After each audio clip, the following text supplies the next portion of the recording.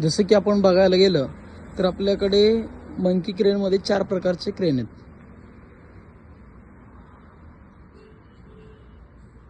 तर याच्यामध्ये आपण डिफरन्स जाणून घेऊयात. हा जो येतो हा इम्पोर्टेड मॉडेलमध्ये येतो, जे की दुसरे लोक देतात चायनाचं. हा आपल्याकडं फक्त कॉम्पिटिशनसाठी आपण ठेवलेला आहे. हा जरी कस्टमरना पाहिजे असेल तरी आपण हा देतो. मग दुसरा येतो ह्याच्याच पेक्षा चांगला, हा हा आपण स्वतः मॅन्युफॅक्चरिंग करतो. आता या दोघांमध्ये बरेचसे डिफरन्स आहेत. जसं की हा पाईपमध्ये आणि या पट्टीमध्ये, आणि याचा जर बूम बघायला गेला तर हा बूम लहान आहे, हा बूम मोठा आहे. ह्याच्या बूमचा जो सेंटरचा हे असतो ना, हा खालीपर्यंत नसतो, इथंच हा वेल्ड केलेला असतो. पण याचा जो आहे हा बूमचा सेंटर जो आहे हे मध्येपर्यंत आणतो आपण, जेणे की हा इथून तुटून पलटी होऊ नये. आणि बाकी सगळं बेस स्ट्रक्चर वगैरे बघू शकतो आपण.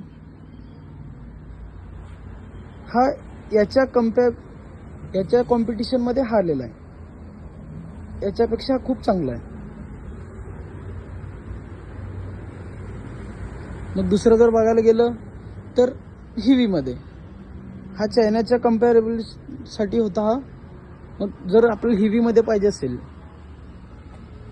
तर हे 2 प्रकारचे क्रेन आहेत आपल्याकडे.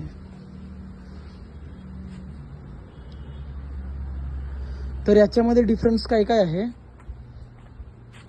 हा बेस लहान आहे, सेंटरचा बूम लहान आहे, त्याचा सेंटरचा बूम पण लहान आहे, हा सेंटरचा बूम मोठा आहे. खालचा स्ट्रक्चर बघितला तर हा लहान आहे, त्याच्यापेक्षा मोठा तो आहे. आणि हा समोरचा जो आहे हा फिक्स आहे, आणि हा जो आहे हा ॲडजस्टेबल आहे. तो जो बूम आहे तो 2 फूट बाहेर निघतो, आता ऑलरेडी आपण बाहेर काढलेला आहे. मग परत तो 2 फूटमध्येही जाऊ शकतो. जर आपल्याला हा वाढवायचा असेल तर हा यूज होतो. अशा प्रकारचे 4 मंकी क्रेन आहेत आपल्याकडे.